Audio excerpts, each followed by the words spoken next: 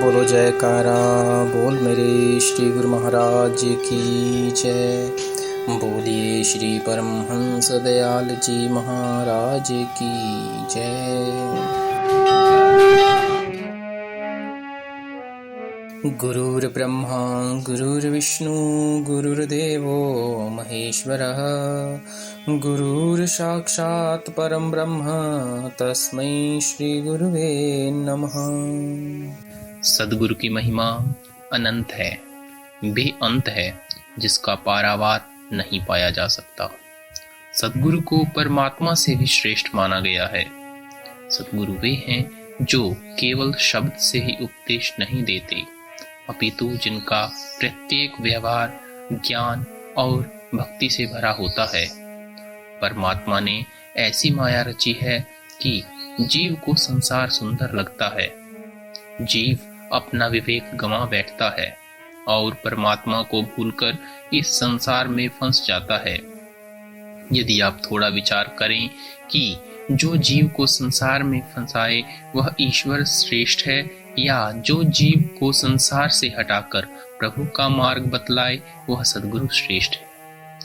परमात्मा की अपेक्षा सद्गुरु श्रेष्ठ है, क्योंकि इंद्रजाल ईश्वर तजी जोता जीव भरमाए, गुरु ज्ञान अंजन करे झूठी जाल जलाए। प्रभु ने तो संसार के विषयों में आकर्षण भर के जीव को मोह जाल में भरमा रखा है, जबकि श्री सद्गुरुदेव ज्ञान अंजन द्वारा भ्रम जाल को दूर कर जीव को कल्याण का मार्ग बताते हैं और प्रभु के मार्ग पर ले जाते हैं। सद्गुरु के मिलने पर मनुष्य का नया जन्म होता है। जब तक जीवन में कोई महान संत न मिले, कोई साधु प्रारूप कृपा न करे, संत सद्गुरु का हाथ सिर पर न हो, तब तक मनुष्य पशु समान रहता है।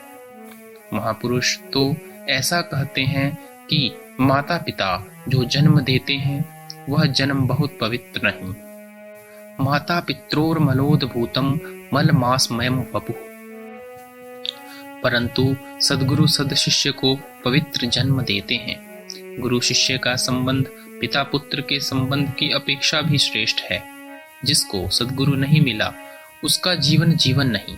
किसी संत के चरण पकड़ कर रखो, सद्गुरु कृपा करके तुमको नया जन्म देंगे। जब सद्गुरु कृपा करते हैं तब साधन शुरू होता है। जीव के अंदर प्रभु को प्राप्त करने, आत्म साक्षात्कार करने की जिज्ञासा उत्पन्न होती है। यूं तो जीव की प्रवृत्ति हर समय माया एकत्र करने में लगी रहती है। दो घड़ी शांति से उस प्रभु के भजन के लिए समय नहीं। यदि प्रभु भक्ति का आनंद लेना है तो मन को विषयों से हटाना होगा। गुरुदेव की कृपा बिना यह संभव नहीं।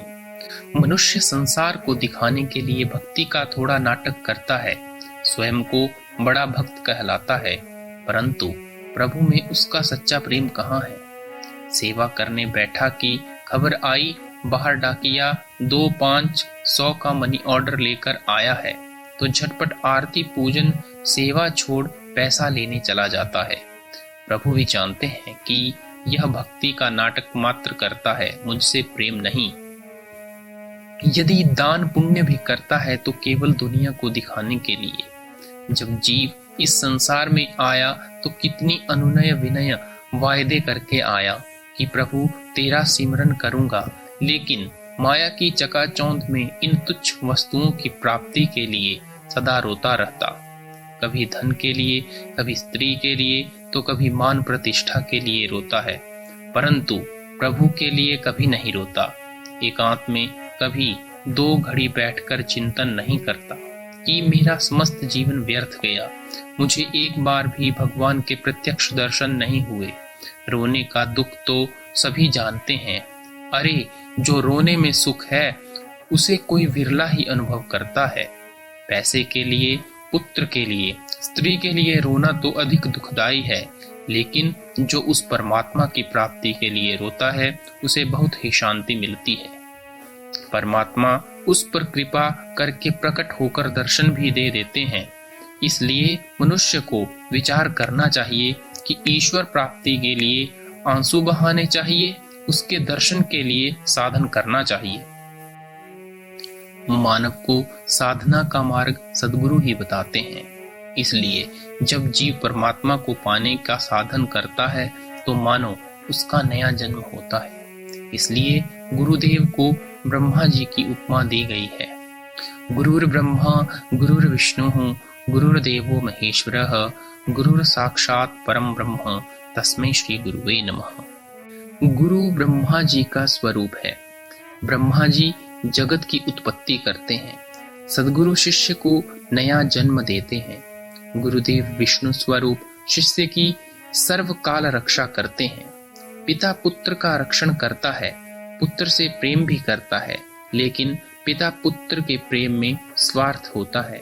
पिता यह अपेक्षा रखता है कि वृद्धावस्था में बालक बड़ा होकर मेरी देखभाल करेगा, लेकिन सद्गुरु और शिष्य का प्रेम विशुद्ध और निस्वार्थ होता है।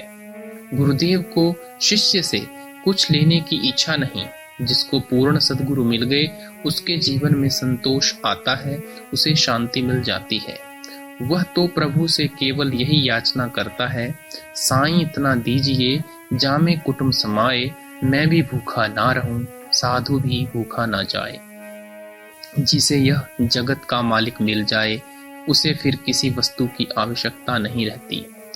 जो गुरु शिष्य से कुछ लेने की इच्छा रखता है वह पूर्ण गुरु नहीं। लेकिन शिष्य को कैसा होना चाहिए? तन मन धन सब अर्प गुरु को हुक्म मानिए पाइए। पिता जीवन भर मेहनत करके पुत्र के लिए पैसा एकत्र करता है। पिता की इच्छा होती है कि मेरा बेटा सुखी हो और बुढ़ापे में मेरी देखभाल करे, लेकिन सद्गुरु शिष्य से कभी कुछ लेने की इच्छा नहीं रखते, अपितु देते ही देते हैं। शिष्य को ऐसा चाहिए गुरु को सर्वस्व दे, गुरु को ऐसा चाहिए शिष्य से कछु न ले।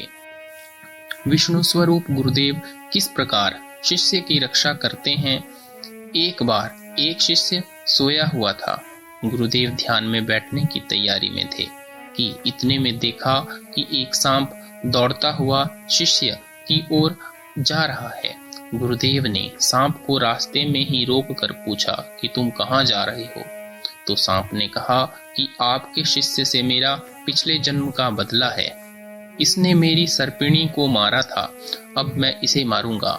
गुरुदेव ने कहा, भाई मेरे शिष्य से भूल हुई है, मैं क्षमा मांगता हूँ। आपको इसको काटने से क्या मिलेगा? तू इसे भी क्षमा कर दे। सांप ने कहा कि नहीं, मैं अपने वैरी को डसूंगा और यह तड़प कर मरेगा, मैं यह देखकर प्रसन्न होऊंगा। गुरुदेव ने कहा, मेरे शिष्य को तू मत डस, इसके बदले मुझे डस ले। पुत्र को यदि सांप डसने जाता तो क्या पिता वहां खड़ा होगा? क्या पिता कहेगा कि इसके बदले तू मुझे डस ले? नहीं। इसलिए गुरु शिष्य का संबंध ही दिव्य है। गुरुदेव ने सांप से कहा कि मेरा कोई काम बाकी नहीं रहा, मेरे मन में कोई विकार वासना नहीं, मेरा मन शांत है, शुद्ध है, निर्विकार है, मुझे परमात्मा का अनुभव हो चुका है। मैं प्रभु का सिमरण करने बैठा हूँ, तू मुझे डस ले। मेरा मरण मंगलमय होगा, मैं सिद्ध हूँ। सिद्ध मरता है तो उसका मरण मंगलमय होता है, वह प्रभु के चरणों में लीन हो जाता है। परंतु मेरा शिष्य तो अभी साधक है, साधना करता है, इसे अभी परमात्मा का अनुभव नहीं हुआ। प्रभु के दर्शन बिना यदि यह मरेगा तो इसका मरना बिगड़ेगा। तू इसको मत काट, मुझको काट ले। जीवन मरण सद्गुरु सुधारते हैं। जो जन्म मरण की त्रास से छुड़ा दे वह सद्गुरु है। गुरु वो बहव संति शिष्य वित्पहारकः, स गुरुर दुर्लभो लोके शिष्य संतापहारकः। अर्थात शिष्य के द्रव्य धन का अपहरण करे वह गुरु नहीं। गुरु तो शिष्य के दुख का संताप का हरण करता है, शिष्य को जन्म मरण की त्रास से छुड़ाता है। गुरुदेव सदा शिष्य के अंग संग रहकर उसकी रक्षा करते हैं, इसलिए गुरु विष्णु भगवान के स्वरूप हैं। गुरुर्देवो महेश्वरः, गुरुदेव शिव जी के भी स्वरूप हैं। भगवान शंकर प्रलय करते हैं, शिव जी जब प्रलय करते हैं तब सर्व का नाश करते हैं, परंतु बलिहारी हैं। सद्गुरुदेव जी के जो सब कुछ रहने पर भी शिष्य को प्रलय का रहस्य बताते हैं। सद्गुरु जब शिष्य के मस्तक पर हाथ रखते हैं, गुरुदेव जब कृपा करते हैं तो शिष्य को संसार की विस्मृति कराते हैं। जगत होने पर भी शिष्य को जगत नहीं दिखता, जगत होने पर भी सद्गुरु प्रलय करते हैं। अरे सद्गुरु श्रेष्ठ हैं या शिव जी श्रेष्ठ हैं? गुरुदेव शिव के ही स्वरूप हैं। बोलो जयकारा, बोल मेरे